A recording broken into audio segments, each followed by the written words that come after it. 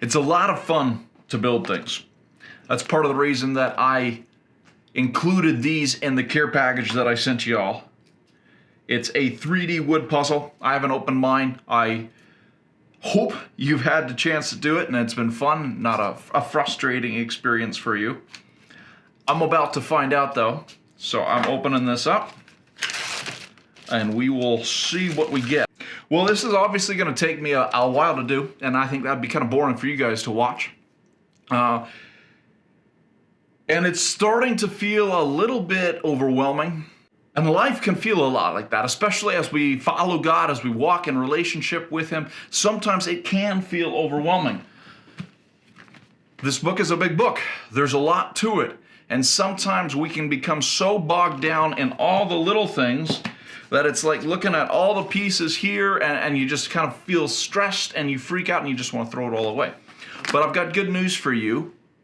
Just like this can be pretty simple if I'll slow down, take it little bit by little bit and follow the instructions, so our relationship with God can actually come together in a fairly simple and straightforward way if we'll focus on the basics of knowing Him and following Him. So let me give you an example. If we flip over to Micah chapter 6 and look at verses 6 through 8, we'll see that we're not the only ones who sometimes feel overwhelmed in our relationship with God. Verses 6 and 7 says this, and this is the nation Israel speaking to God. With what shall I come before the Lord and bow down before the exalted God? Shall I come before Him with burnt offerings, with calves a year old? Will the Lord be pleased with 1,000 rams, or thousands, of rams, with 10,000 rivers of oil? I don't even have 1,000 rivers of oil, 10,000 rivers of oil. And it gets even more extreme from there. Shall I offer my firstborn for my transgression, the fruit of my body for the sin of my soul? And you can almost hear the anxiety kind of mounting up. They're like, what do I do? Do I bring this sacrifice? Do I bring that sacrifice? Can I make it bigger? Can I make it grander? What do I have to give to make God happy? And then God answers this. He has shown you, O man, what is good. And what does the Lord require of you? To act justly, and to love mercy, and to walk humbly with your God. God doesn't want or need our sacrifices. We don't come to Him trying to earn a relationship with Him. Instead, we get to walk in a relationship with Him. And this affects a couple things.